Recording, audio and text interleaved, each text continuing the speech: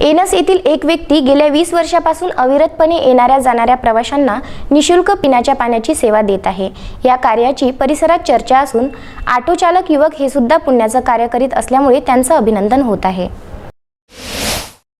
अमरावती जिल्ह्यातील नांदगाव खंडेश्वर तालुक्यातील एनस येथे 20 वर्षापासून पानपोईची सुविधा देणारे श्रीकृष्ण वैद्य यांचा एक अनोखा उपक्रम सुरू आहे। ते नेहमी येणाऱ्या जाणाऱ्यांसाठी एक माठ भरून ठेवून पानपोईची सेवा देतात। 20 वर्ष झाले। तुम्ही माठ किती वर्षापासून भरता? 20 वर्षापासून। 20 वर्षापासून। तरी किती वेळा पाणी टाकता त्या माठात? तरी 7-8 वेळा टाकावं लागते दिवसातून। दिवसभरातून 7-8 वेळा टाकता। हो काय। आणि जवळपास किती लोक आपल्या गावातून पाणी पित असतात प्रवासी? प्रवासी तरी 100 लोक जे म्हणजे येणारे जाणारे जे लोक आहेत ते लोक पाणी पितात। हो काय। आणि पाणठेलाचा व्यवसाय समजा जवळपास 20 वर्ष झाले। हो। तसेच एनस गावातील ऑटो चालक सुद्धा नेहमीच गावातील प्रवासी निवारा स्वच्छ ठेवण्याचं काम करतात।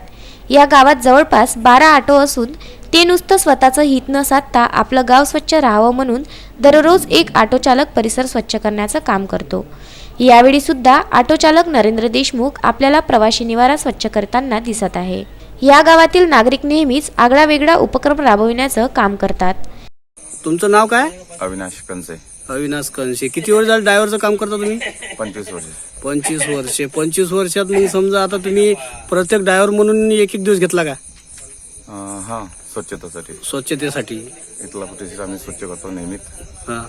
साफसफाईचं काम बरेच वर्षापासून चालू होतं। नाल्याचं वापरणं, हापसीचं हे करणं, म्हणजे स्वच्छतेचं इकडे आमचं भरपूर लक्ष आहे। भरपूर लक्ष आहे।